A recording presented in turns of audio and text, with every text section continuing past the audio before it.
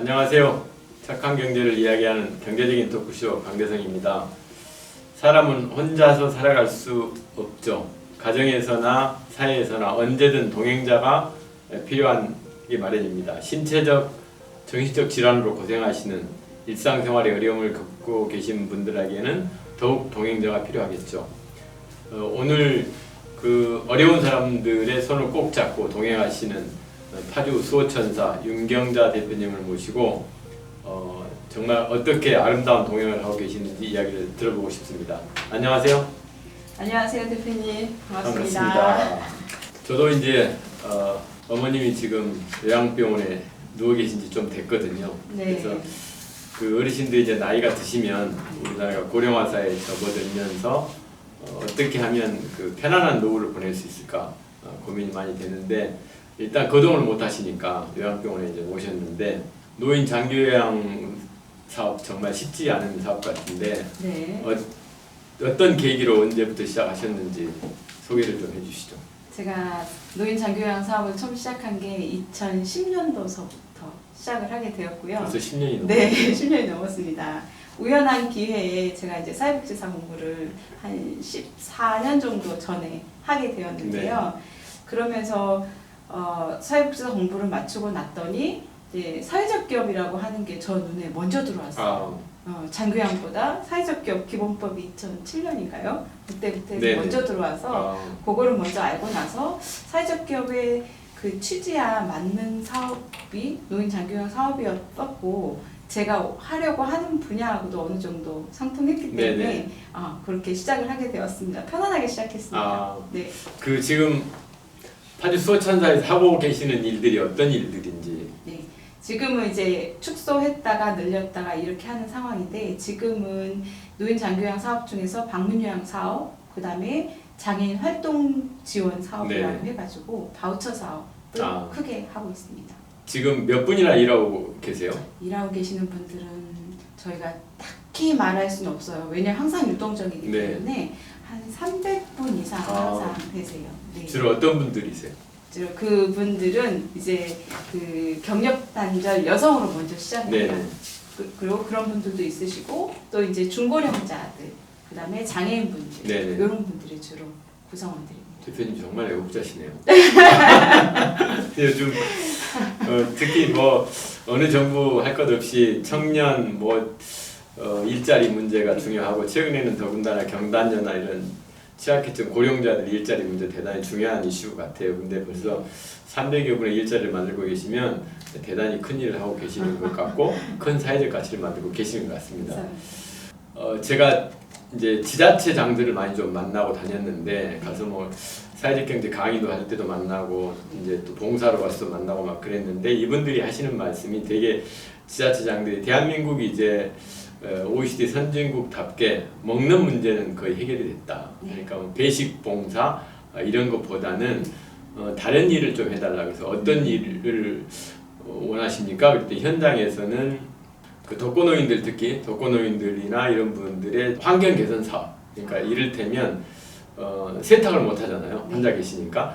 그래서 이제 이동 세탁처를 가지고 가서 이렇게 이불 빨래부터 다 해주는 이런 서비스, 또는 이제 목욕을 못 하시니까 목욕을 좀 이렇게 어떻게 해서 좀 시켜드리면 좋겠다. 그래서 그런데 우리 대표님 하시는 일 보니까 방문 목욕 서비스, 아마 차를 가지고 이렇게 순회하시는 것 같은데, 아마 시청자분들이 낯설 수도 있어요. 소개를 좀 자세히 좀 해주시죠. 자세히 해드리고 싶지만 해드리긴 하겠습니다. 근데 지금 현재는 지금 목욕 차량 사업을 지금 진행을 하지 않고요. 제가 수년째 계속 해왔었는데, 이제 했던 얘기를 말씀을 드리겠습니다. 그런데 왜 그만두셨어요?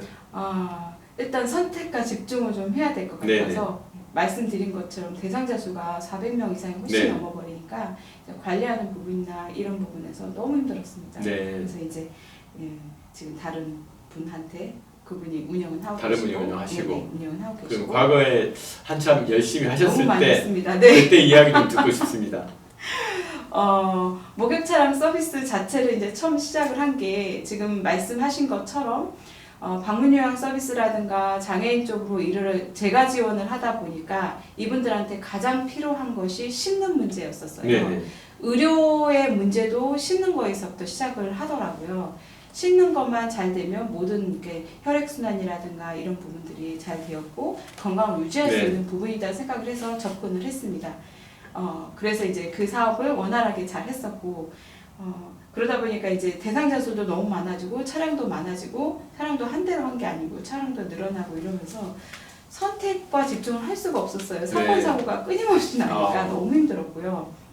그래서 일단은 우리가 주력적으로 할 수 있는 사업에 조금 더 집중을 하자 그렇게 해서 지금은 제가 쪽으로만 하고 있습니다. 지금 방문요양 사업, 네. 장애인 활동 지원 사업, 그 다음에 파주시에서 시범적으로 하는 사업들이 두 개가 있거든요. 하나는 파주시, 하나는 보건복지부 네. 사업인데 하나는 더 나은 돌봄이라고 해가지고 병원에서 퇴원한 환자들이 퇴원은 했지만 몸 상태가 완전히 회복되지 않은 상태였기 때문에 그분들한테 이제 일시적으로 제가 돌봄을 해주는 그런 사업과 그 재활을 위한 그런 돌봄인가요, 그분들은?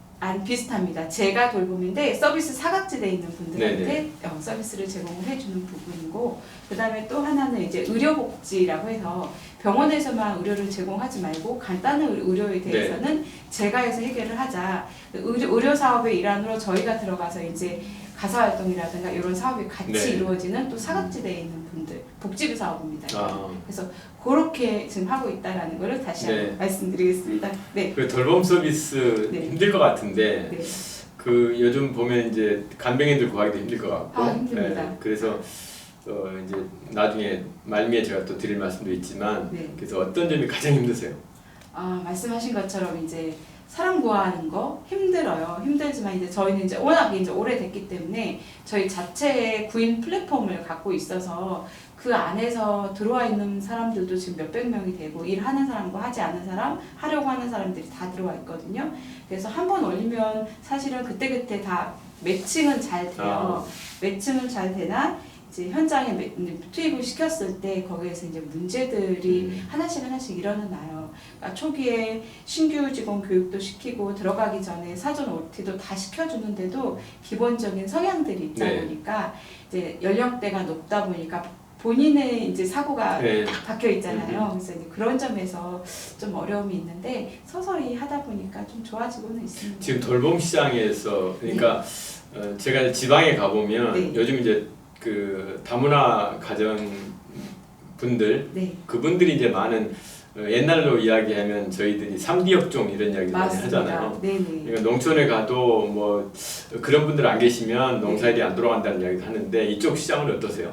이쪽 시장도 마찬가지. 저희가 이제 저희를 요양보호사 선생님들이나 이제 활동지원사 선생님들을 바라보는 시각 자체가 이 사람들은 그냥 아무나 할 수 있는 일 네. 이렇게 편안하게 생각을 하고 조금 이제 가장 낮은 직업이라고 생각을 하기도 해요. 그런 관념도 있으시고 그렇지만 실질적으로 이런 분들이 안 계시면 가정에 계시는 어르신들을 돌볼 사람이 없고 네. 그러면 그 가정의 가족분들이 누군가 또 돌봐야 되는데 그 가정의 경제는 또 마비가 되는 거겠죠. 그래서 이제 요 돌봄 서비스를 제공하는 직접 서비스를 제공하는 이 돌봄자들을 좀 귀하게 여겨야 될 것 같습니다. 그 다문화 분들이 와서 직접 봉사 그 돌봄 서비스를 하시는 분도 계시죠? 저희는 다문화는 없습니다. 없고 아예. 네네. 일단 고령자, 장애인분 이렇게. 그렇게만. 네. 그 이제 벌써 2년 가깝게 되네요. 코로나가 이제 저희 곁으로 온 게 한 2년 예. 가깝게 되는데 네. 이제 모든 업종이 특히 이제 사회적 경제 영역에서 보면 문화예술 쪽이 대단히 어려웠었고 네. 또 마스크를 생산하거나 방역하는 업종은 좀 호황을 누렸었고 네. 업종마다 부침이 좀 있는 것 같은데 네.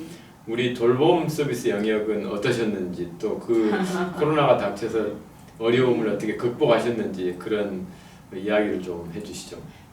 돌봄에서는 이제 코로나 초창기에는 굉장히 이제 우왕좌왕했었어요. 선생님들도 그렇지만 이제 가정에 있는 어르신들, 그다음에 장애인분들이 더 두려워하셔서 거부를 하셨던 그런 상황들이 있었지만 우리가 메르스를 한번 겪었잖아요. 네. 메르스 때는 어르신들이 다 거부를 하셨었거든요. 그런데 코로나 때는 그걸 한번 겪고 나니까 이분들이 처음에는 한 며칠은 거부를 하셨어요.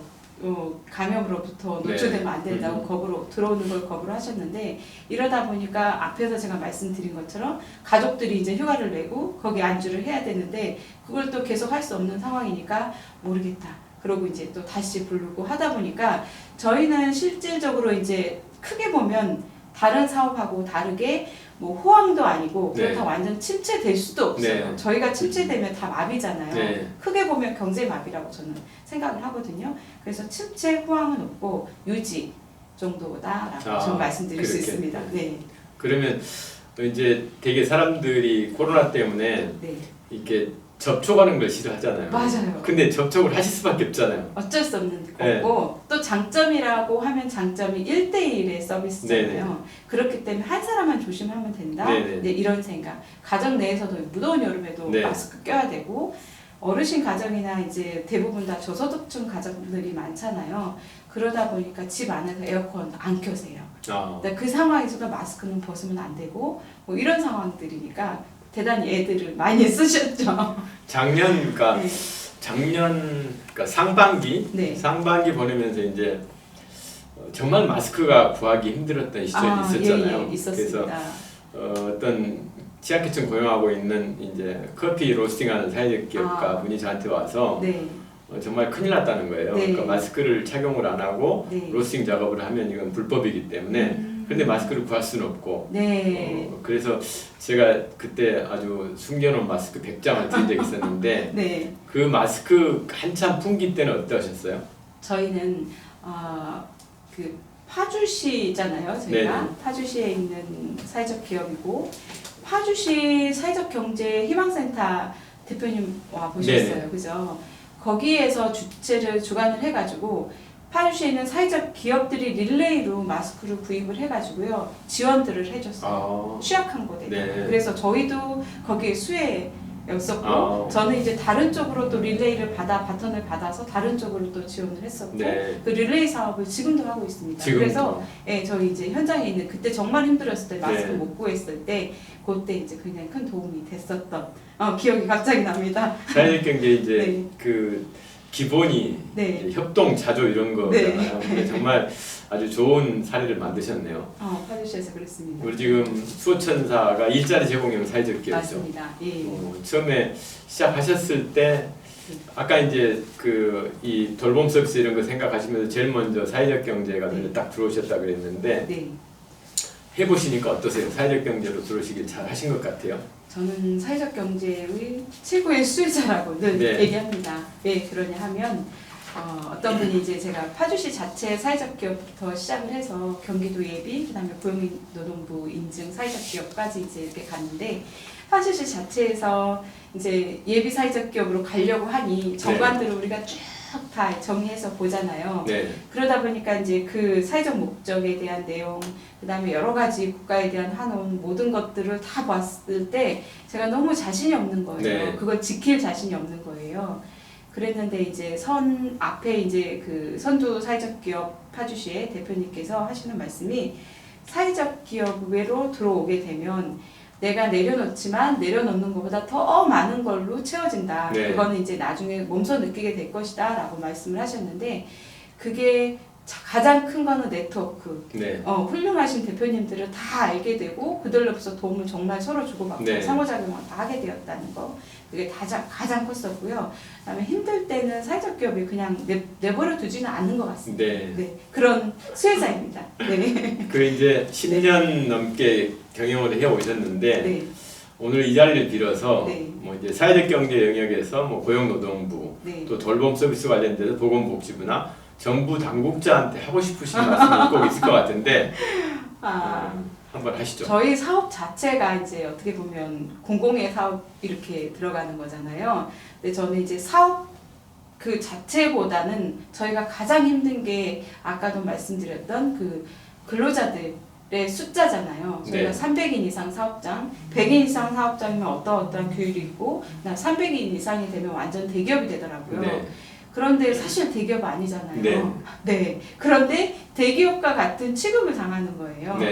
모든 면에서 룰이 정확하게 달라가지고 그래서 이제 그런 부분에서는 서비스 업종은 좀 달리 구분이 되어야 되는 네. 거 아닌가. 왜냐하면 하루에 3시간 근무를 하는 사람도 1인에 들어가고 네. 그 다음에 정말 더 작게 일을 하는 사람도 1인에 들어가니 이게 무슨 한 사람의 일반 회사의 근로자 1인하고 똑같이 적용을 할 수 있는가? 카운트를 이제 그렇게 하고 네, 있어요. 그러니까 그게 너무 불편하고요.